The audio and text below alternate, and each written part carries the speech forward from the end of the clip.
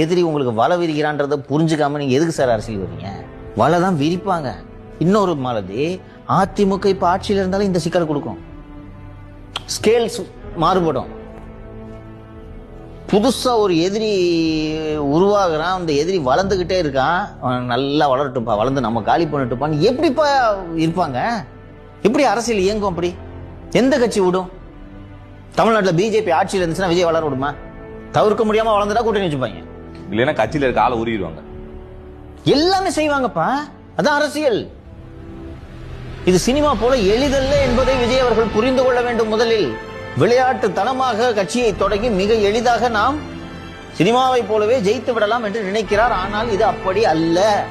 எல்லா ஃபேக்டர்ஸையும் நீங்க தானே சார் அனலைஸ் பண்ணிருக்கணும். கட்சி தொடங்குனீங்க, பேசுறீங்க, எவ்ரிதிங் ஃபைன்.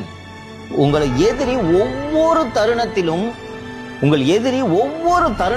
உங்கள் காலை வாருவதற்கான முயற்சியில் எதிரி ஈடுபடுவான். உங்களை தவிர அத்தனை பேருமே அரசியலில் உங்கள் எதிரிகள் தான்.